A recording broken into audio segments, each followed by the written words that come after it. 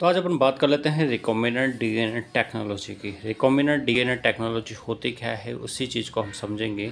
तो रिकॉम्बिनेंट का मतलब सीधा से यहाँ पर ये होता है कि भाई रिकॉम्बिनेंट का सीधा सा मतलब ये है कि दो या दो से अधिक जो डीएनए होते हैं, डिफरेंट टाइप के जो डीएनए होते हैं, उन डीएनए से मिलाकर एक नया डीएनए तैयार करना, उसी को रिकॉम्बिनेंट कहा जाता है। यानी दो डिफरेंट टाइप के डीएनए को मिलाकर अगर एक नया डीएनए अगर बनाया जाए तो उसी को रिकॉम्बिनेंट डीएनए कहा जाता है और इस क्रिया को रिकॉम्बिनेंट टेक्नोलॉजी कहा जाता है।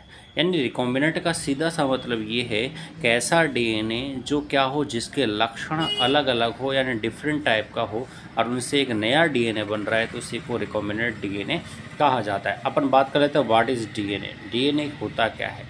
तो जनरली हमने देखा है कि डीएनए की फुल फॉर्म क्या है, डीऑक्सी न्यूक्लिक एसिड। और ये जो डीएनए होता है, ये डीएनए क्या होता है, बहुत सारे न्यूक्लियोटाइडों से मिलकर बना होता है, ठीक है। और ये एक तरह का DNA is a very large molecules made of 4 similar units called nucleotides. यानी ये बहुत सारे जो न्यूक्लियोटाइड्स होते हैं इनसे मिलकर बना होता है और एक लार्ज मॉलिक्यूल्स होता है। हमारी बॉडी का एक लार्ज मॉलिक्यूल्स ये होता है। जनरली देखा गया है कि जो डीएनए होता है वो शुगर, फॉस्फेट और नाइट्रोजन बेस से मिलकर बना होता है। अब इसका समझ लेते हैं, शुगर क्या है, नाइट्रोजन बेस क्या है, मॉलिक्यूल्स क्या है, ठीक है। तो एक एक करके सबको समझ लेते हैं। सबसे पहले बात करते हैं बेस पेयर की। अब बेस पेयर क्या होते हैं। हम जानते हैं कि हमारे डीएनए में क्या पाए जाते हैं, एडेनिन पाया जाता है, थायमिन पाया जाता है, साइटोसिन पाया जाता है, ग्वानिन पाया जाता है। ये तो हमने देखा है। और हम ये भी जानते हैं कि जो डबल हेलिक्स मॉडल था वो वाटसन एंड क्रिक नामक वैज्ञानिक ने दिया था और वाटसन एंड क्रिक वैज्ञानिक के आधार पर ही इस मॉडल को आज हम देख पा रहे हैं। जो आपके सामने डायग्राम है ये वाटसन एंड क्रिक द्वारा दिया गया मॉडल का डायग्राम है और उसी के आधार पर वाटसन एंड क्रिक को नोबेल प्राइज़ भी मिला था। तो ये जो डबल हेलिक्स वाला मॉडल है इसमें क्या होते हैं, बेस पाए जाते हैं, शुगर फॉस्फेट मॉलिक्यूल्स पाए जाते हैं, ठीक है, हाइड्रोजन बॉन्ड पाए जाते हैं। तो बहुत सारी चीज़ें हैं जिनसे मिलकर ये डीएनए बना होता है। तो पर मुख्य मुख्य क्या है, एक तो शुगर पाया जाता है, फॉस्फेट पाए जाते हैं और नाइट्रोजन बेस से मिलकर डीएनए बना होता है। अब यहाँ पर क्या है, शुगर मैंने बात कर दी, शुगर फॉस्फेट, यहाँ पर बैकबोन, यानी जो इसके हेलिक्स जैसे पीले कलर की लाइन जो दिखाई दे रही है, नीले कलर की लाइन दे रखी है, ये क्या है, शुगर की बैकबोन है। शुगर मॉलिक्यूल्स और फॉस्फेट से बनी हुई एक लंबी सी श्रृंखला है जिसे बैकबोन के नाम से जाना जाता है। और इसी पर जो नाइट्रोजन बेस होते हैं यानी साइटोसिन, ग्वानिन, एडेनिन, थायमिन, ये जुड़े हुए होते हैं। और ये एडेनिन थायमिन हमेशा डबल बॉन्ड के साथ जुड़ता है, जबकि साइटोसिन ग्वानिन के साथ हमेशा ट्रिपल बॉन्ड के साथ जुड़ता है। सभी जीवों में डीएनए की लेंथ अलग अलग होती है और सभी डीएनए की लेंथ अलग अलग होती है और साथ में सभी के अंदर अलग अलग टाइप की डीएनए आरएनए उपस्थित हो सकते हैं। अब वो उसके रोटेशन के अकॉर्डिंग भी चेंज हो सकते हैं। जैसे यहाँ पर दिखाया गया है हाइड्रोजन बॉन्ड, ठीक है। तो दो नाइट्रोजन शार्कों को आपस में जोड़ने के लिए हाइड्रोजन बॉन्ड काम में लिया जाता है, जो आगे के वीडियो में मैं आपको डिटेल से काफ़ी बता दूंगा। तो सीधी सी बात ये है कि जो डीएनए है, ये डीएनए ही सब कुछ करने वाला है। यानी इस डीएनए के अंदर आनुवांशिक इकाई इसलिए कहा जाता है इसको, क्योंकि एक पीढ़ी से दूसरी पीढ़ी में जब लक्षणों को स्थानांतरित करना होता है तभी ही ये डीएनए काम आते हैं। यानी आपके शरीर से संबंधित संपूर्ण जानकारी इन डीएनए के पास उपस्थित है और इस डीएनए के आधार पर ही एक पीढ़ी से दूसरी पीढ़ी में लगातार जीन स्थानांतरित होते हैं और वह जीन ही क्या करते हैं, आपकी नई संरचनाओं को नई पीढ़ी में ले जाने का कार्य करते हैं। यानी माता पिता से संबंधित जितनी भी इन्फॉर्मेशन होती है ये डीएनए ले जाने का काम करते हैं। अब जनरली हम देखते हैं कि जो डीएनए होता है उसमें क्या होते हैं कि ये डीएनए के बहुत सारे एडेनिन है, साइटोसिन है, ठीक है, थायमिन है, ग्वानिन है, ये आपस में बहुत सारे ऊर्जा के स्रोत के रूप में भी काम करते हैं। आपने देखा होगा एटीपी, तो एटीपी के आगे क्या जुड़ रहा है, ए, तो वो क्या है, एडेनिन ट्राइफॉस्फेट है, यानी एडेनिन वहाँ पर जुड़ता है। जिसके बाद आपने देखा होगा, आपने जीटीपी, ग्वानिन ट्राइफॉस्फेट, CTP देखा होगा, साइटोसिन ट्राइफॉस्फेट, GTP देखा होगा, ग्वानिन ट्राइफॉस्फेट, और TTP देखा होगा, थायमिन ट्राइफॉस्फेट। यानी ऊर्जा के स्रोतों में भी नाइट्रोजन बेस काम में आते हैं। यानी नाइट्रोजन बेस का बहुत बड़ा रोल यहाँ पर देखने को मिलता है। अब आती है क्या, व्हाट इज़ जीन, जीन क्या होते हैं। तो जीन का जो मीनिंग है वो सिंपल सा ये है कि भाई जो जीन होते हैं वो बेसिकली प्रोटीन ही होते हैं, ठीक है। और ये क्या होते हैं कि DNA that code for type of protein, यानी प्रोटीन के बहुत सारे डिफरेंट टाइप होते हैं। तो ये जो जीन होते हैं एक्सोन इंट्रोन इनसे आपस में मिलकर क्या होते हैं, बने होते हैं। यानी 2 एक्सोन और 1 इंट्रोन मिलकर एक जीन का निर्माण करता है। ये सीधी सी बात है कि 2 एक्सोन और 1 इंट्रोन। अब क्या होता है कि जब जीन एक्सप्रेशन का मतलब सीधा सा ये है कि जब प्रोटीन का फॉर्मेशन होता है तो ये चीज़ें क्या होती है, बहुत ज़्यादा कॉमन हो जाती है, बहुत ज़्यादा काम आने वाली होती है। तो यहाँ पर आप देख सकते हैं इस डायग्राम में 2 एक्सोन हैं और 1 इंट्रोन, ये आपस में मिलकर क्या बनाते हैं, जीन बनाते हैं। अब जो DNA होता है भैया उसी में सब कुछ इन्फॉर्मेशन होती है। ये याद रखने की बात है कि जो जितने भी लिविंग ऑर्गेनिज्म होंगे उन सभी के अंदर जीन पाए जाते हैं, और जीन जो होते हैं वो क्या करते हैं, एक पीढ़ी से दूसरी पीढ़ी में लक्षणों को ले जाने का काम करते हैं और वहाँ पर जाकर उसको एक्सप्रेस करते हैं, यानी उसको वहाँ पर जाकर वो प्रदर्शित करते हैं। अब अगर जहाँ तक लक्षण अगर प्रदर्शित नहीं होंगे वहाँ पर किसी भी संरचना का निर्माण नहीं हो सकता। यानी एक पीढ़ी से दूसरी पीढ़ी में लक्षणों को प्रदर्शित करने का काम भी कौन करते हैं, जीन ही करते हैं।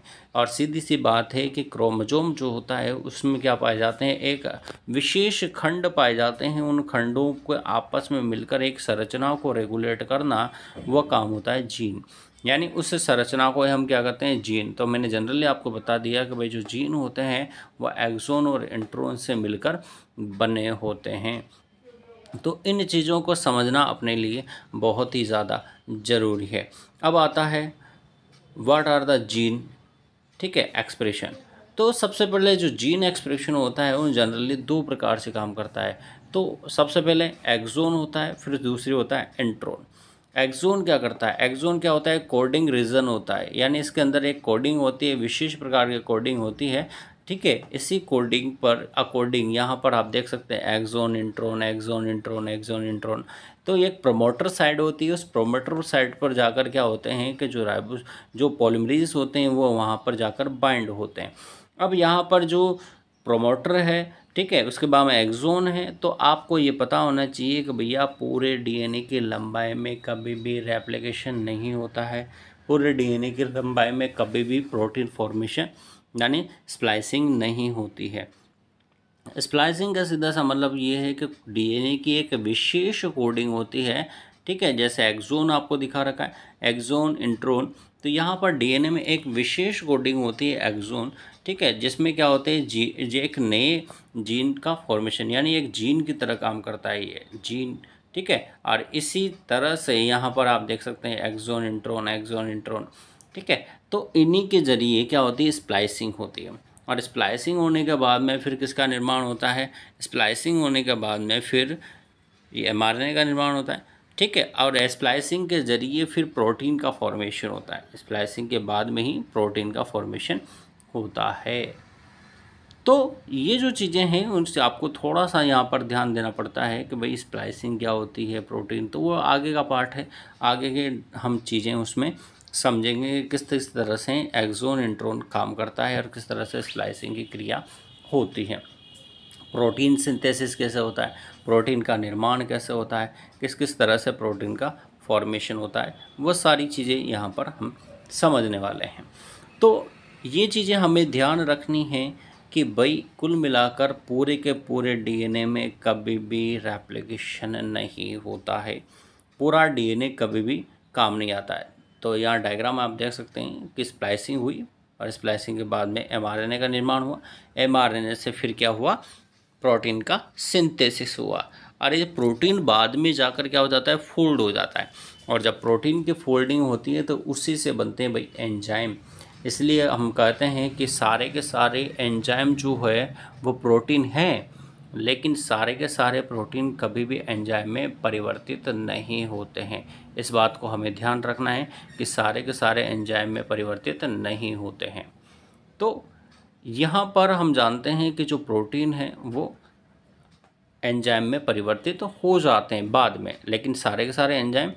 अब यहाँ पर क्या होता है कि जीनोम क्या होता है, तो डिफरेंट टाइम जो कॉम्प्लेक्स, ठीक है, बहुत सारे जो जेनेटिक कॉम्प्लीमेंट होते हैं, यानी जो कुल मिलाकर बात ये है कि यहाँ पर बहुत सारे जीन आपस में मिलकर क्या बनाते हैं, जीनोम का फॉर्मेशन करते हैं। जीन एक्सप्रेशन क्या होता है, जीन एक्सप्रेशन का सीधा सा मतलब ये होता है कि सिंपल ये जीन एक्सप्रेशन यूकैरियोटिक प्रोकैरियोटिक सभी बैक्टीरिया वगैरह सेल्स में ये पाए जाते हैं। यानी जनरली अगर कोई जीन अगर आगे की पीढ़ी में जाकर अगर जीन को एक्सप्रेस नहीं करेगा तो उसके अंदर लक्षणों में बदलाव कहाँ से आएगा, उसके अंदर लक्षण प्रकट कहाँ से होंगे।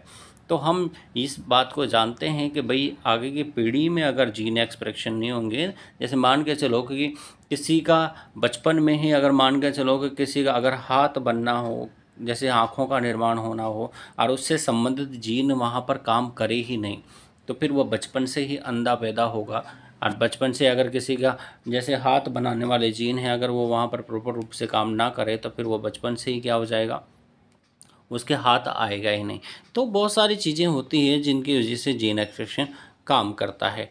तो यहाँ ऊपर देख सकते हैं डायग्राम में हम कि जो डायग्राम है उसके अकॉर्डिंग हम देखते हैं कि जो जीन होते हैं वो सबसे पहले क्या करते हैं, एक विशेष प्रकार के कोडिंग पर पाए जाते हैं।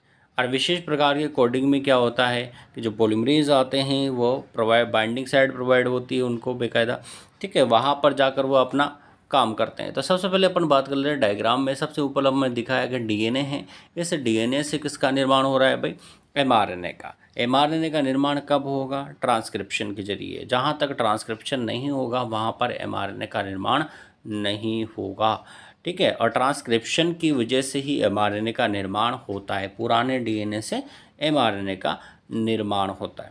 जब एमआरएनए का निर्माण हो जाता है तो इस एमआरएनए को ये क्या है, स्टार्टिंग में क्या है, अनमेच्योर होता है, लेकिन बाद में फिर ये क्या हो जाता है, मेच्योर में बदल जाता है। जैसे आप डायग्राम में देख सकते हैं तो बाद में ये क्या हो गया, मेच्योर में बदल जाता है, मेच्योर एमआरएनए बन जाता है। जब ये मेच्योर हो जाता है तो फिर ये क्या करता है कि जो न्यूक्लियर मेम्ब्रेन है इसको, इसके जो चैनल्स होते हैं उस न्यूक्लियर मेम्ब्रेन के चैनल्स के ज़रिए ये एमआरएनए कहाँ आ जाता है, ये बाहर आ जाता है। जिस प्रकार डायग्राम आप देख सकते हैं कि एमआरएनए कहाँ आ गया, बाहर आ गया। और ये जब बाहर आ जाता है तो बाहर आने के बाद में ये क्या आता है, साइटोप्लाज्म में आता है। और साइटोप्लाज्म में आकर जो राइबोसोम होता है उस राइबोसोम पर आकर अपना, ठीक है, तो राइबोसोम के पास आता है। राइबोसोम जनरली कहाँ पाया जाता है, हमारी सेल्स के जो यहाँ पर जो, तो ये बाहर आने के बाद में क्या करता है कि जो राइबोसोम होता है यहाँ पर ये न्यूक्लियर मेम्ब्रेन है, न्यूक्लियर मेम्ब्रेन से ये बाहर आया। बाहर आने के बाद में अब इसका क्या होगा, ट्रांसलेशन होगा। और ट्रांसलेशन होने के बाद में ये क्या गए, राइबोसोम के, आप देख सकते हैं डायग्राम में यहाँ राइबोसोम दिखाई दे रहा है आपको। इस राइबोसोम में जाकर ये बाइंड होता है। अब राइबोसोम कहाँ पाया जाता है, एंडोप्लाज्मिक रेटिकुलम पर। अब ये राइबोसोम के अंदर जाएगा। राइबोसोम के अंदर जाने के बाद में राइबोसोम पर क्या होता है कि टीआरएनए पाया जाता है। राइबोसोम के अंदर टीआरएनए उपस्थित होते हैं। टीआरएनए पे एंटी कोडिंग होती है, यानी जो ये कोडिंग लेकर आया है एमआरएनए, जो डीएनए से कोडिंग लेकर आया है उसकी एंटी कोडिंग जो होती है वो टीआरएनए के पास होती है। और टीआरएनए के एंटी कोडिंग के आधार पर ही एमिनो एसिड्स का फॉर्मेशन होता है। यानी जिस जिस तरह की एमआरएनए के ऊपर कोडिंग होगी उसी तरह का वहाँ पर प्रोटीन की फॉर्मेशन होती है। और हम जानते हैं कि लंबी एमिनो एसिड्स की श्रृंखला को ही प्रोटीन कहा जाता है। यानी सिंपल सी बात ये है कि यहाँ पर लगातार क्या करता है कि जो टीआरएनए होता है उसकी कोडिंग को रीड करता है और रीड करने के बाद में एमिनो एसिड्स को लगातार चिपकाता जाता है। यानी कुल मिलाकर राइबोसोम जो होता है वो ओनली फैक्ट्री की तरह काम करता है, लेकिन उसमें जो वर्कर होता है वो टीआरएनए होता है। और टीआरएनए के पास ही उसकी कोडिंग को पढ़ने का हुनर होता है और उसी हुनर के आधार पर वो लगातार प्रोटीन का फॉर्मेशन करता है। और यहाँ पर आप आराम से देख सकते हैं कि किस प्रकार से ट्रांसलेशन होता है। तो बाकी का हम डिटेल से अगले वीडियो में पढ़ेंगे। अगला वीडियो देखना ना भूलें क्योंकि ये इसका पार्ट 1 है, तो इसका पार्ट 2 में वापस डाल दूँगा।